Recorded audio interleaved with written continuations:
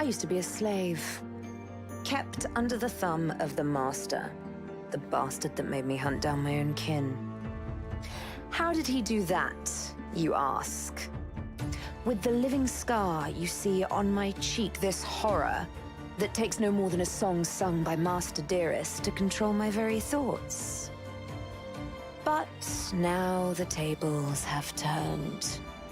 I broke my shackles, and when I finally find him, I will make the master sing a very different kind of song.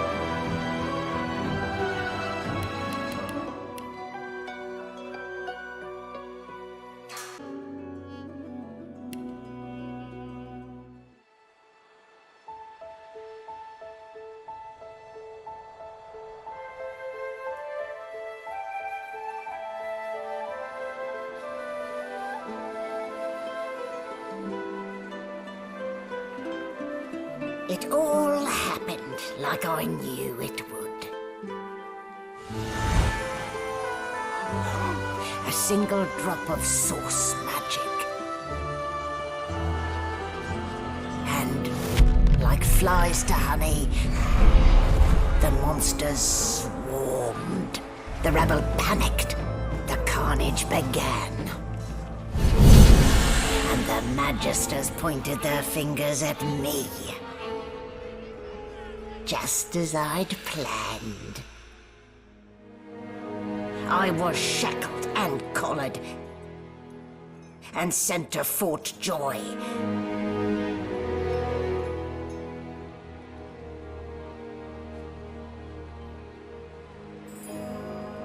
I'd come here to kill Godwoken. But instead I became part of their story.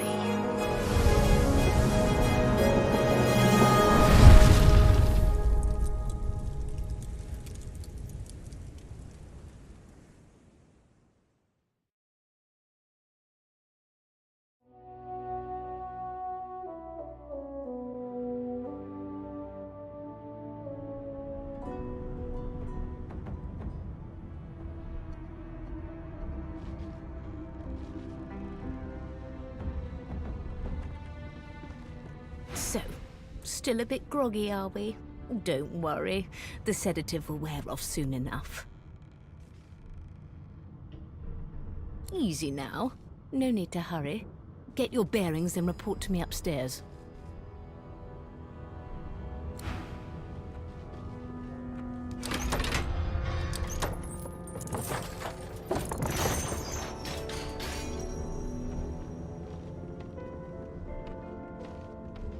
Ugh, what a dismal way to wake, in the belly of the beast.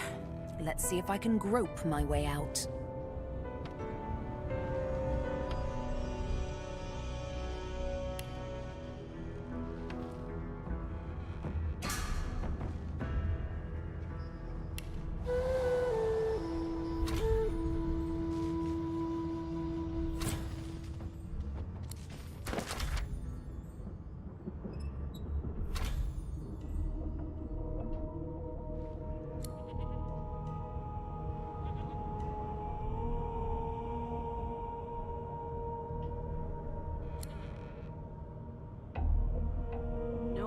associates.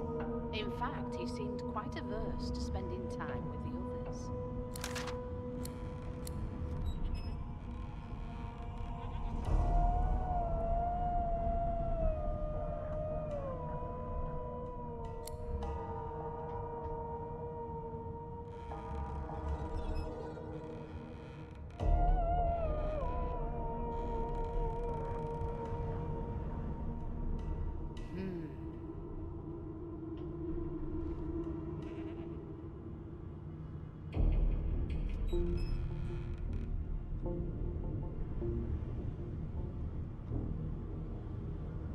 Everything's spick and span. Nothing left to do, really.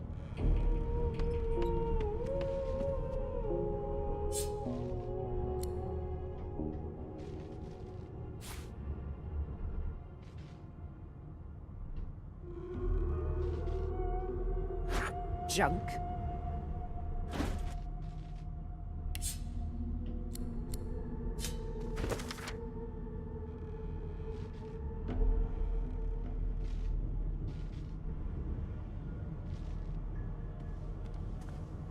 What a well of knowledge this tome is.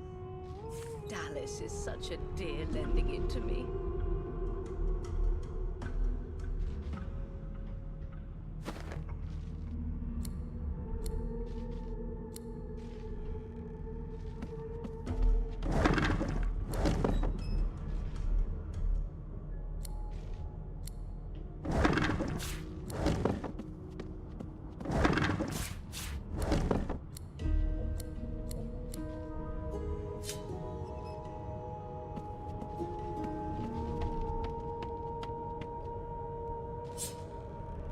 Empty.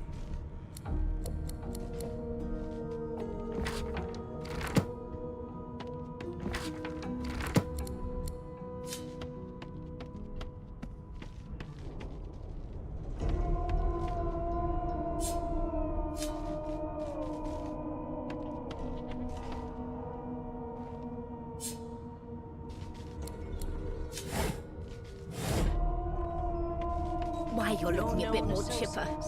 In Yes. fact, he seemed Looks quite like that averse collar to fits you spending snugly time enough. with others. Nice bit of work, even if I do say so myself.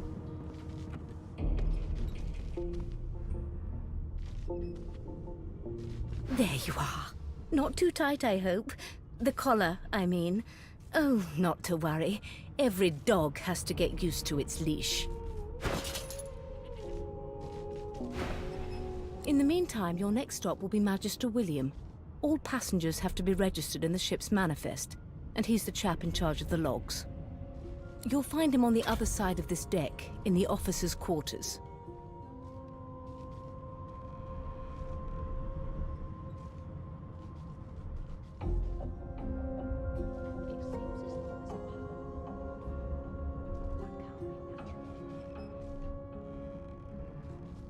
Why?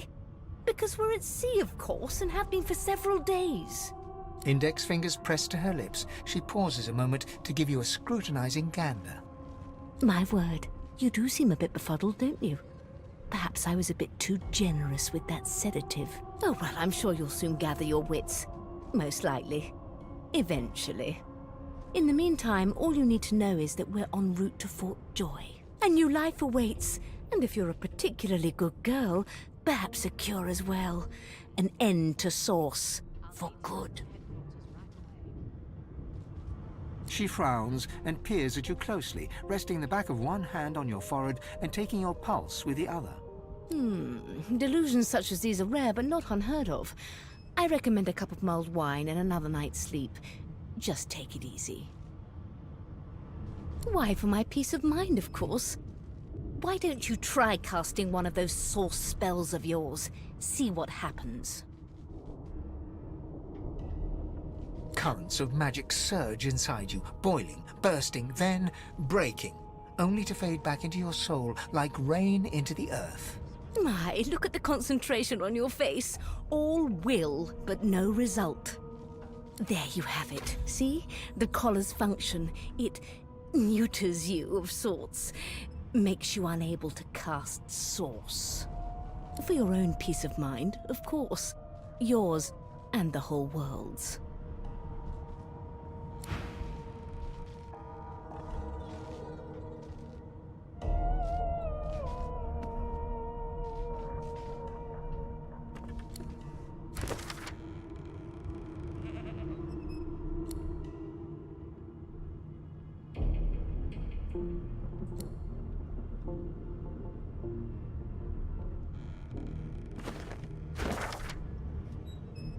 No marks, no indications of a struggle.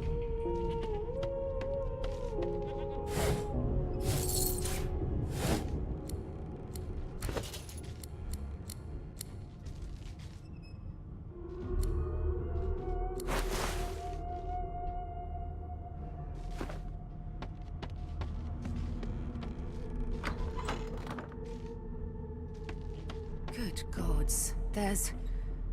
There's been a murder here.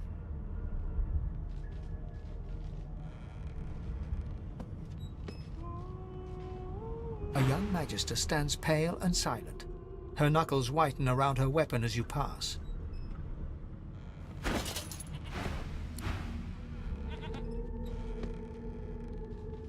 Behind the magister, a bloodied mass lies in a heap. Gore and limbs lie at odd angles. You can't make out a face amid the mess.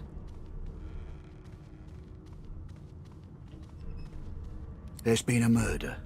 A sorcerer was killed by one of your own. Lucky you were busy getting your collar fitted at the time, or you'd be a suspect like the rest of them. Waters is investigating. She'll figure out who did it. Always does.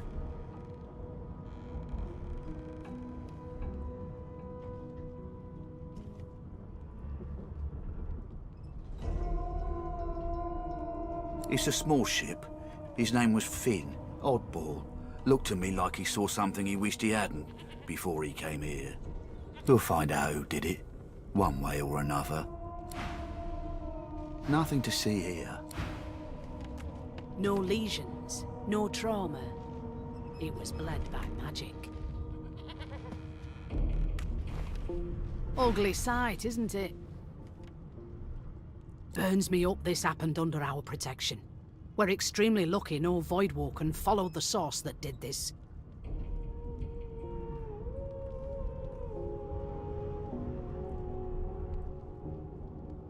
Finn didn't see it like that.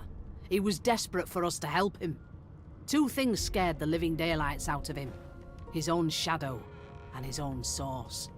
We'll find out who did this.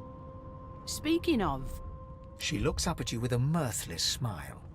I was on duty in your room when the murder happened. You were asleep the whole time. Didn't even stir.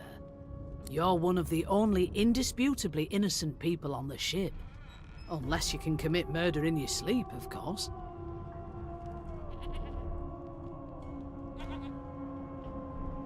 I thought as much.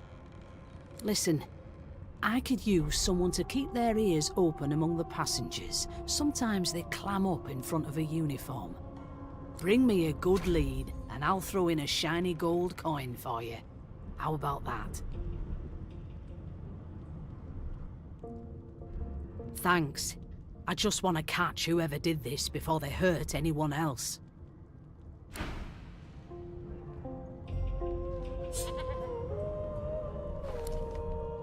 No lesions, no trauma.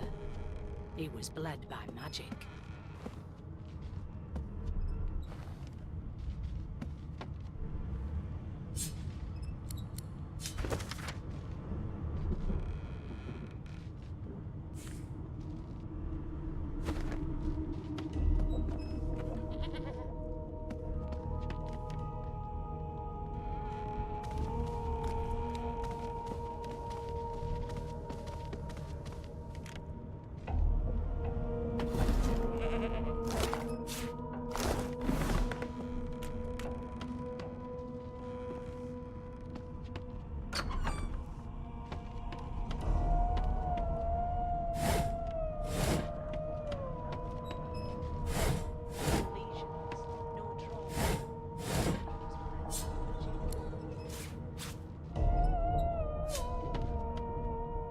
The hatch is blocked. I'll need to find another way.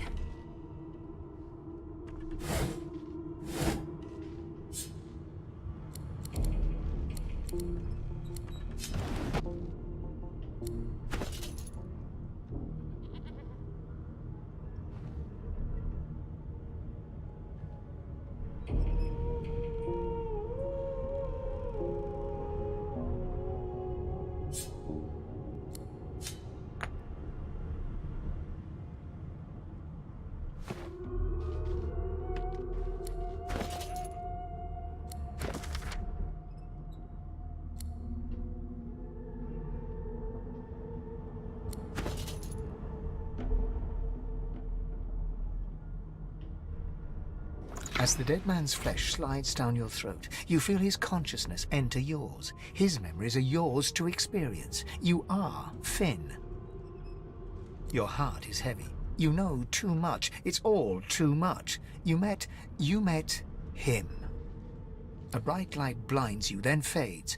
You feel a tremendous power in your hands, but they are shaking so hard you can barely use them. Suddenly you're on this very ship, crouched in a corner, hugging your knees. A figure approaches, an older woman. Her eyes are kind. She comes closer. She says she wants to talk. She reaches a hand toward you. You grasp it. The memories end. You are no longer Finn. You return to yourself with a jolt.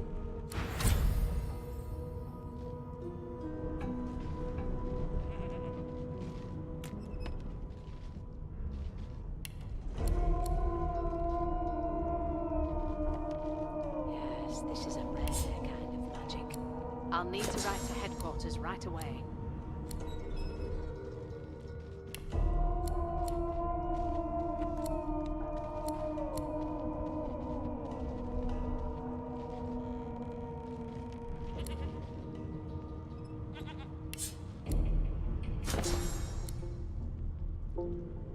No lesions, no trauma. He was bled by magic.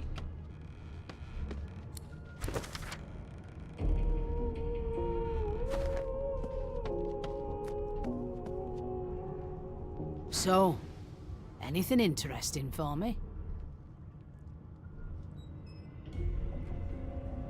From his memories, you ate something off his corpse? Please, don't tamper with the evidence. Especially not like that. As for the older woman, I'll have to check out the ship's log. If she's aboard, I haven't met her myself.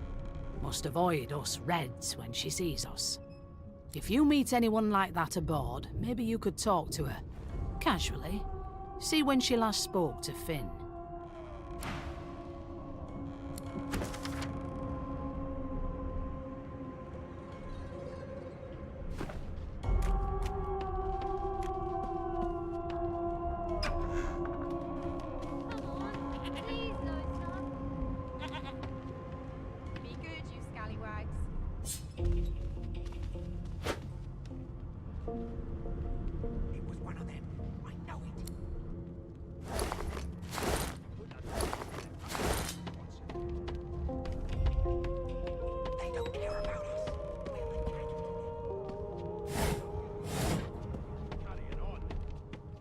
One of us wouldn't kill our own. Putting us on one another. Can we just skip to the part where I reassure you and you shut up? You think me mad? Mad? No. Insufferable? Surely. What are you trying to hear anyway? I'll tell you if you can. I'm busy watching for clues, sorcerer. Go take your sub-story somewhere else. Never thought you'd end up a prison guard, Vic. A scruffy man lounges against the wall with scarred arms folded. A sly smile playing on his face, he stares across at the Magister guarding him. Noticing you, he straightens and beckons for you to come closer. Watch your back, new fish. There's a murderer on board, and I'd bet 3 months' pay it's this tramp Ifan.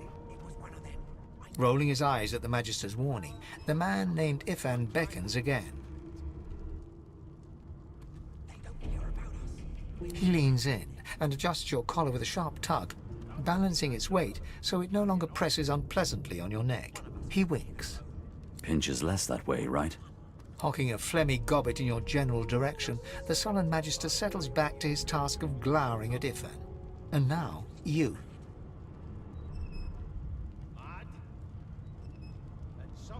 We used to know each other, more's the pity. I was his commander many, many, many moons ago. Isn't that right, Vic? Standing far back from Ifan, the tight-faced Magister draws one finger across his throat in an elaborate fashion, but says Ifan grins, flashing pointed white teeth. Same as he was at 14 years old. Only difference is somebody gave him a bigger sword and now he's Johnny Big Pants. Long story. Maybe I'll tell you about it in the joy. Away from interested parties. No. The dead man, Finn, is it? I'd no business with him. And I wouldn't put a man down without good reason. He glances over at Magister Victor, who's staring back at him with pointed intensity. Damn shame sheer annoyance isn't reason enough.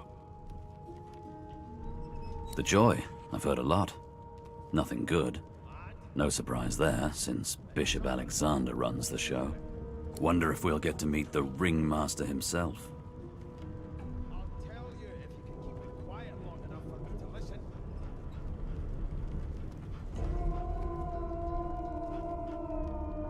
Easy now. I might think the same, but Vic here will blow a blood vessel if he hears you talking like that. What are you conspiring about over there? You, elf, what's your name? Oh, don't mind him. Vic's just got a bee in his bonnet. And that bee is me. Name? They don't care about us. We're like cattle to them. Magister Victor looks at you suspiciously, then scrawls something illegible down in a tiny notebook. He scowls at you as he stows the notebook back. Away with you, at once. Ifan performs an elaborate pantomime of keeping quiet, one finger in front of his lips as he leans back against the wall. Mad? No. Insufferable? Surely. What are you trying to hear anyway? I'll tell you if you can keep it quiet long enough for me to listen. Never thought you'd end up a prison guard, Vic. That right?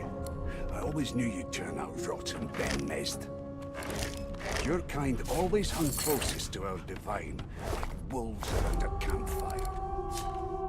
Well, you've got this wolf on a leash now.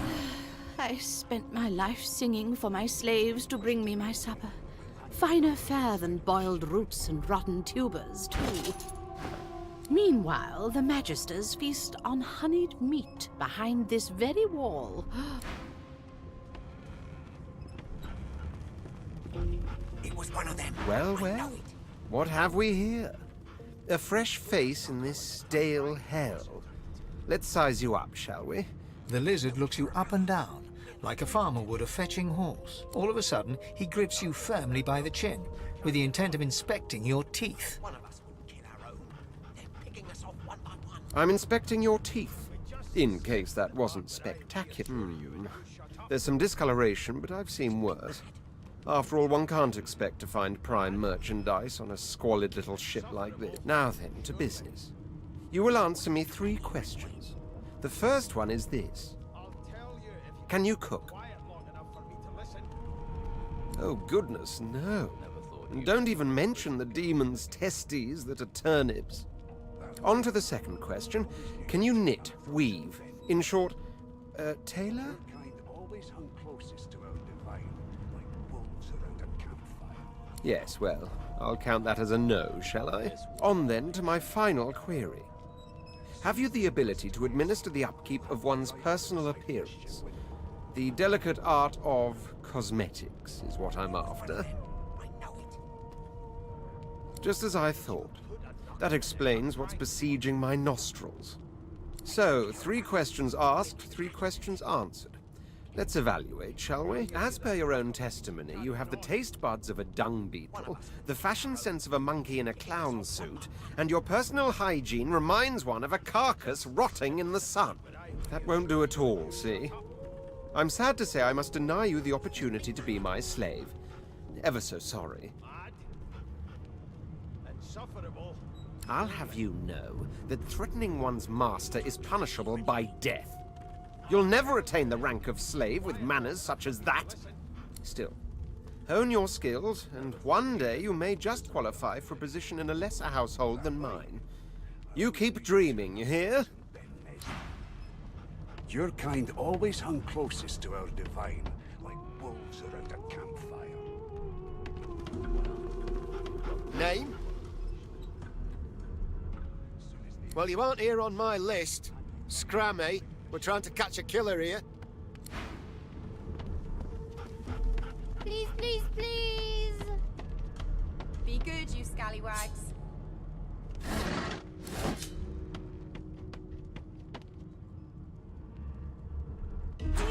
closer. She's a really good singer. I'm better though. Listen. La la la la la.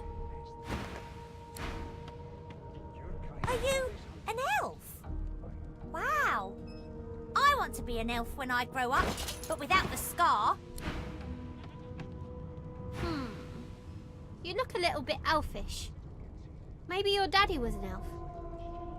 My daddy's name is Frida. Ah, there you are, wife. Would you please tell this very charming gaggle of not-at-all brat-like babes that I am by no accounts this loser woman, nor do I sing, in fact. I'm deathly allergical. How very correct you are, spouse of mine. Madame Josephine Gribbles de Peeb refuses to be confused with anyone else. What? What's so funny? Her pinched face cracks into a great grin, and she shoos the children away from her with a laugh. Yeah, okay, you found me out. Go on and git, and maybe I'll sing you something when I'm good and ready. She turns to you, dark-eyed and dirty-haired, and smiles flatly. Gotta keep ourselves entertained, haven't we? You presume right. Nope, trying not to find anything out either. Ignorance is bliss. The utterer, the better. Thanks, but I already belong to an elite and exclusive ship gang. We play ball every day after lunch. You're too... You take care, though. Suddenly, her eyes cloud to an unnatural black. Greyish veins run down her face, and her mouth tightens into a cruel sneer. As quickly as they came, the clouds clear. She smiles as though no change... Good luck, Chief.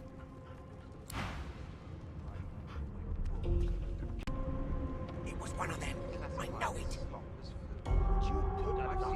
I'm trying to coming out of plague-stricken pigs. They don't care about us. We're like cattle to them. Nothing else I can make, Your Majesty. I'll give you that knuckle if you keep carrying on. One of us wouldn't kill our own. They're picking us off one by one. on anything less than a dozen. Can we Did just... you see the body? They ought to let you taste a bit. Maybe you'd find out who done it. Murder, Your Majesty. Maybe that A has the broad Majesty's dwarf sits totally upright on the bench, eyes closed, palms face up on his knees. His beard is a cascade of meticulous plaits, each one braided through with golden medallions. He raises an eyebrow as you approach, but doesn't open his eyes. Listen up, Ghetto. You hear that?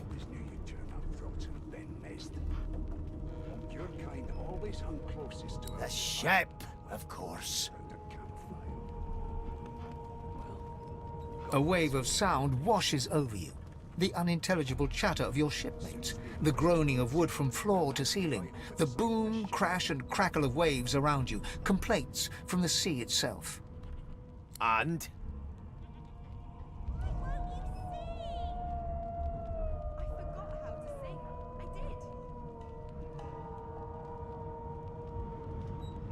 Sick as a leper's cat.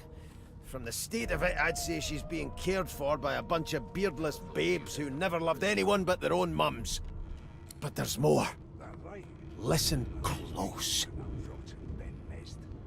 There now, just like that. Squeak! Aha! His eyes snap open as his countenance breaks into an expression of joy. One great paw claps you on the back. The other catches you before you lose your footing. There, you heard it, didn't you? I knew it. I knew it. Aye, this is good news, Ghetto. Good news. It's the wheel. The wheel. Don't you see, you beautiful idiot? Squeaks whenever the helmsman jerks it clockwise, which means we're heading east. Burn my beard. That means if we've been travelling for... Yes, only 10.34 nautical miles to Fort Joy. Till overboiling a bit of cabbage becomes a crime, I shall hold my head steady. Yeah, no indeed, Ghetto. But that ain't my final destination. The dwarf leans back from the table and strokes his beard, gold medallions jingling merrily. His eyes roll over to you. That'll be all, thank ye kindly, Ghetto. Got this wolf on a leash now. As soon as the Inquisitor gets here, we'll hang you right over. He continues stroking his beard, a beatific smile on his lips, and Please, please, please. I forgot how to sing. I did.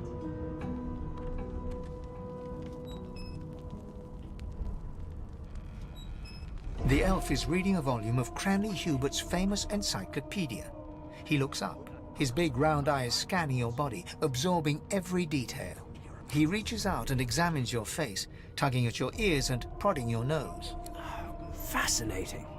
He sits back and returns to his book, flicking quickly from page to page, completely oblivious to your presence.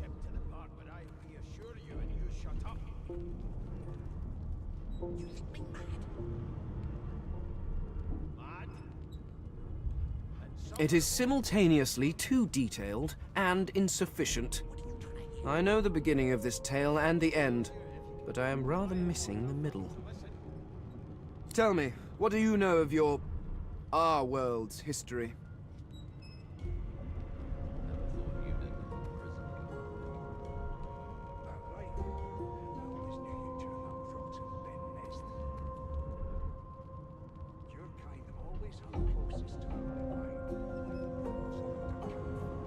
Most unusual.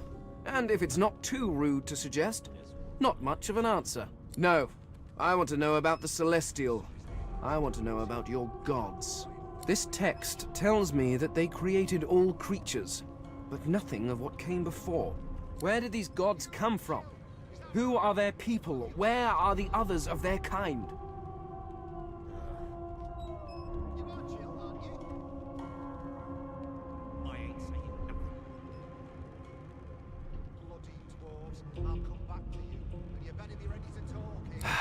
Of course you don't have any useful information.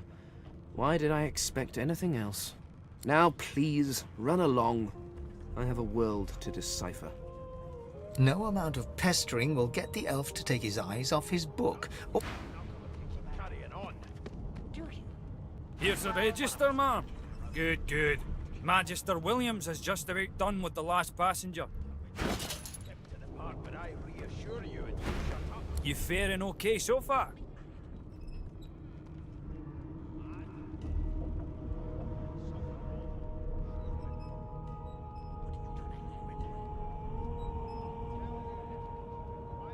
He tugs the collar of his uniform and chuckles. Sorry you're upset, ma'am, but we all wear what we wear for a reason. You head on in now. Williams will get you sorted fast. Cleans it up with Bubbles trained on her, and if she tries to run, shoot to kill. You seem on edge, officer. What on earth is the matter? Got this wolf on a leash now. Murder most foul, and I strongly suspect you know all about it. Standing at the center of the room, you spot a sorcerer haughtily eyeing a pair of nervous-looking magisters. They keep their crossbow trained upon her as she's being interrogated by an officer. So you admit it then? You murdered that poor fella? Yes, I did. But of course, that was only the beginning. She turns her head and looks you straight in the eye. There are others whose lives must end. Good God, the woman's mad. You there, sorcerer, go and fetch Magister Siwan. We need to do more than collar this maniac. We need to shackle her, hands and feet.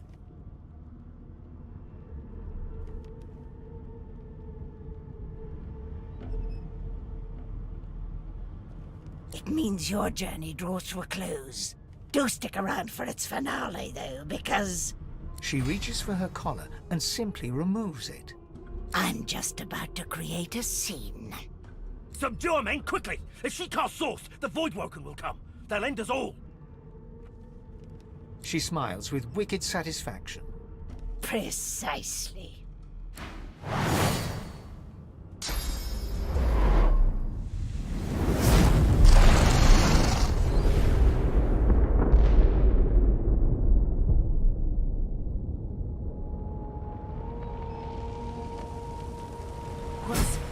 What's happened?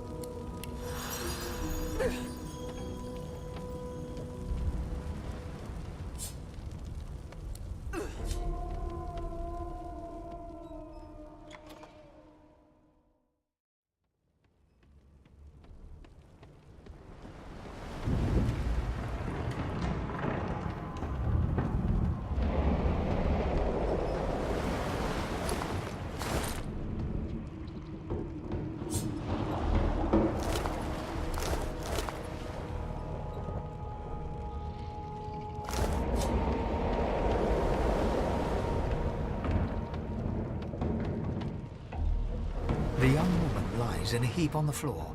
She's breathing normally, but her eyes are wide open, like those of a corpse. Dark, greyish-black clouds swirl through them. No.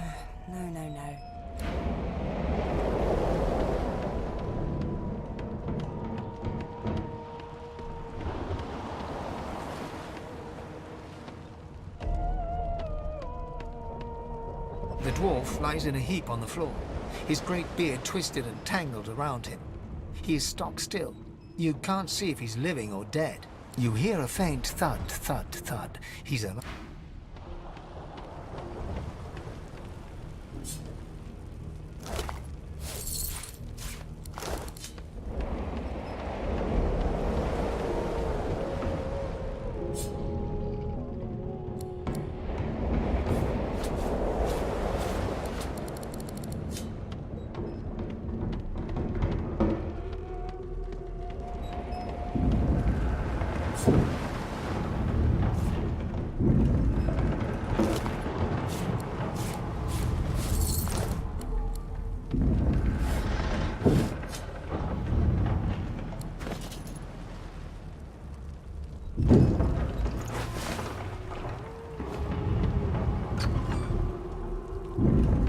Ifan lies motionless, curled on the ground like an animal. Under his shaggy hair, you can see green eyes fluttering as if in a night. His eyes flicker open, but he doesn't... Lucien. Lucien. Ifan cries out, then his eyes fall closed.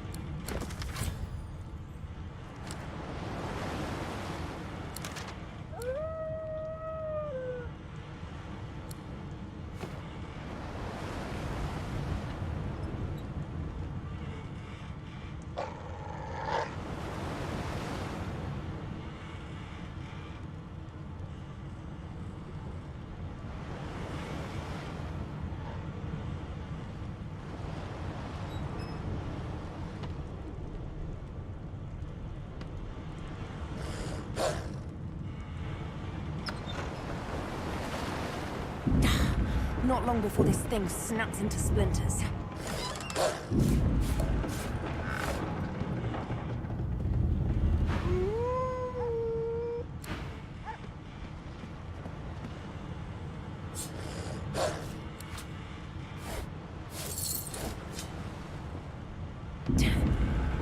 That doesn't bode well. Onwards and upwards.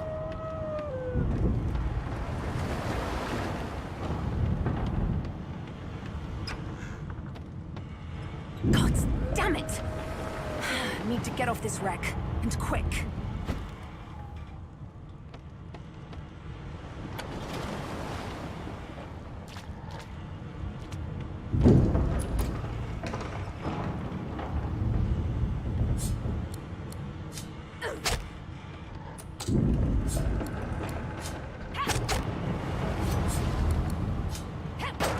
Thank the gods! I can find Grace. What was... He eyes the collar circling your neck and reaches a hand towards his blade. Another sorcerer! The Magister's companion doesn't blink, frozen in place at the sight of you.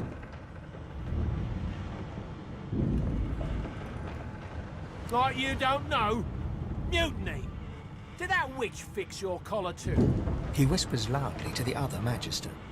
Don't just cower there, Rix! Take out your blade! Rix grabs his sword, which shakes in the rhythm of his trembling hand.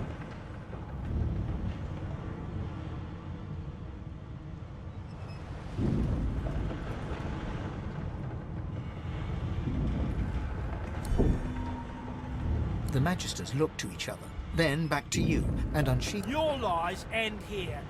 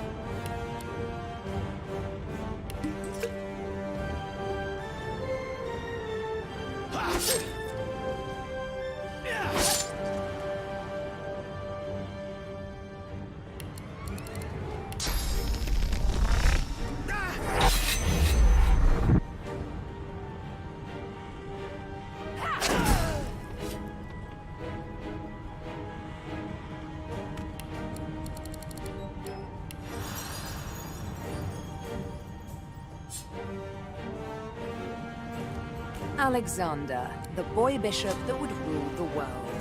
Oh, the folly of youth.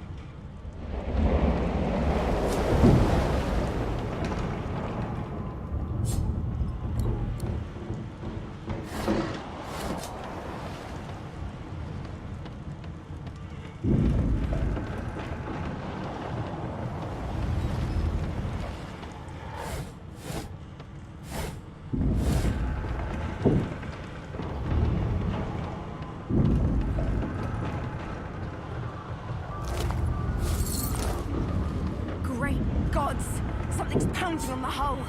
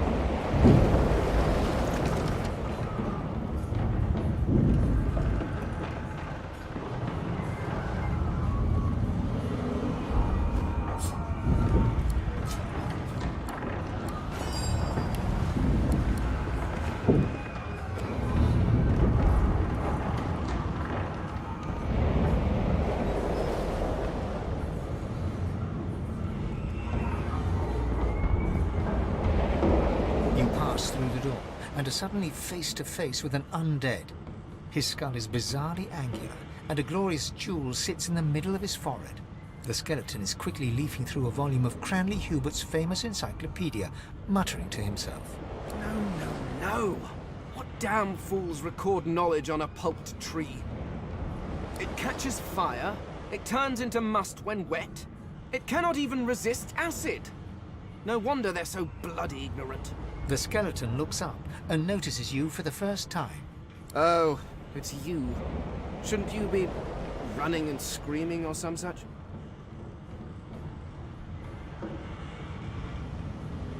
The skeleton groans and looks back to his book, frantically flipping from page to page. Yes, indeed. It's the look of someone that wants to read the bloody book he's holding. Now, if you're really quite finished, I believe you have lifeboats to flee to. Please, I was no more an elf than you are those rags you're wearing. I had a mask, rather ingeniously designed, which allowed me to take that primitive form. A mask that was stolen by that damned witch after her little scene. Still, she'll drown with the rest of these fools, and I will simply pluck my mask from her cold, dead hands. Indeed.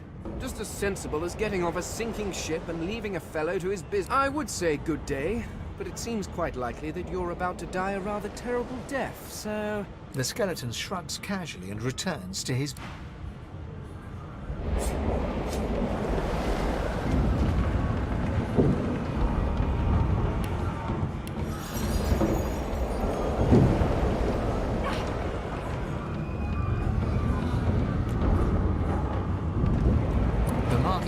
was painted recently, judging from its pungent scent.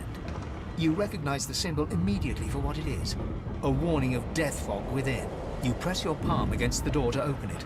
The wood feels neither cold nor warm, but simply grey. The colour drains from your hand, and it doesn't budge. The door groans open, but an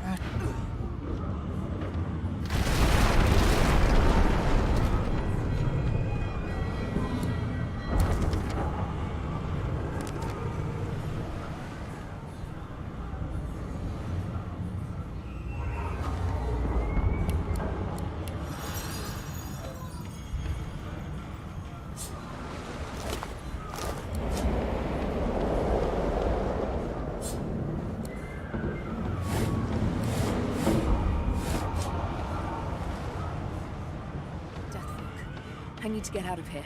Now!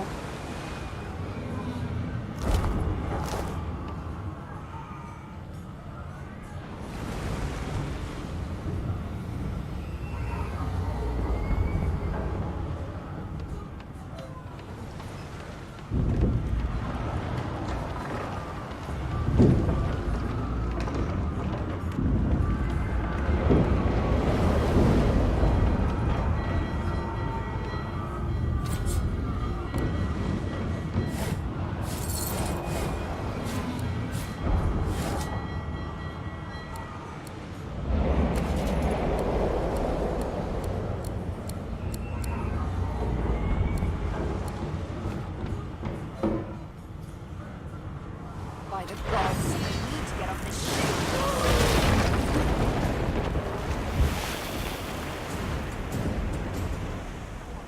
I'm up there and jigging the rope. My ball! You do!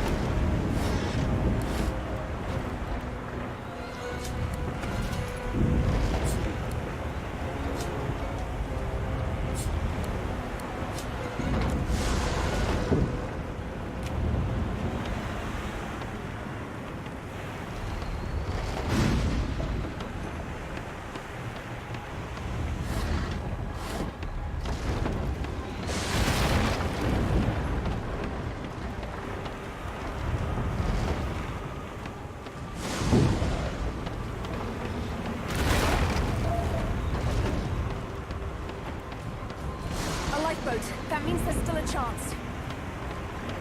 Go on, kid. Climb up there and get the boat.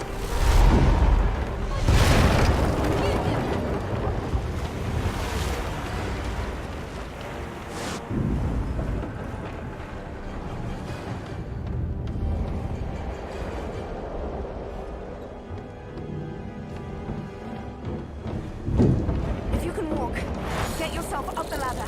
There's a Wait. Voidwoken!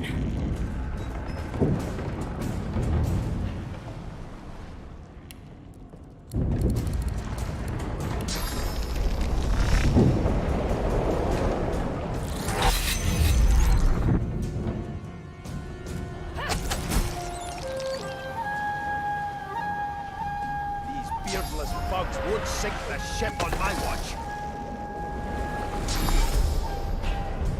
I'll yield to none.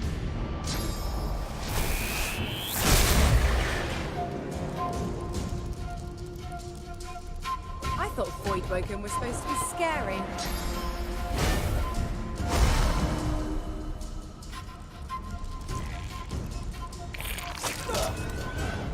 I've faced worse. They who are about to triumph.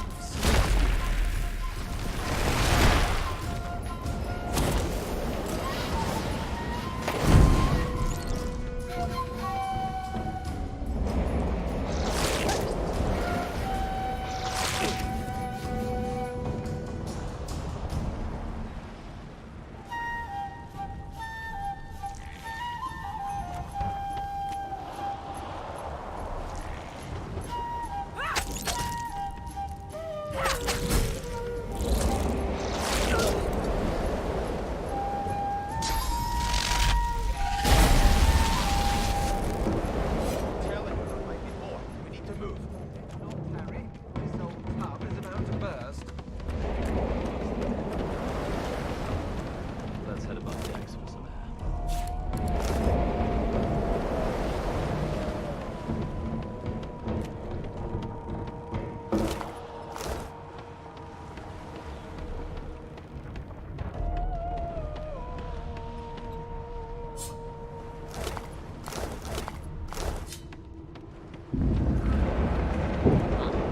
I hear something.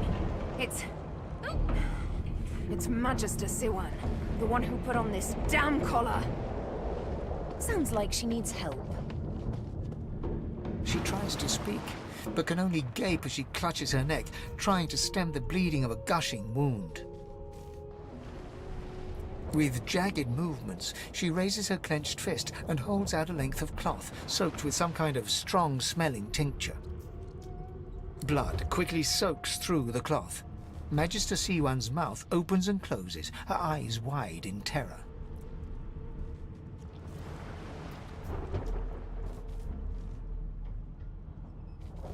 It's working. The pressure is stemming the flow of blood. Siwan clutches your arm, her eyes locked with yours. Something within the ship snaps. The floorboards shudder. Siwan struggles to her feet, clinging to you tightly. The ship lets out a deep groan, then cracks. Gods.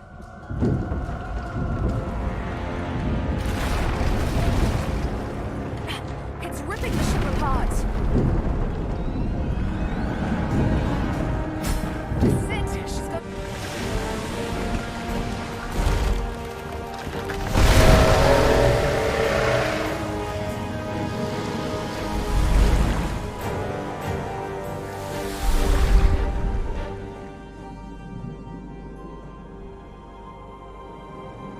I have plans for you, child. Rise.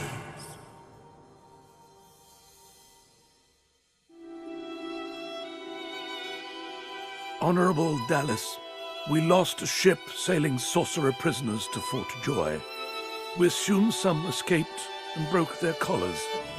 Their vile magic lured the Voidwoken. All who were aboard are presumed dead. Yours faithfully into eternity, High Judge Orivan.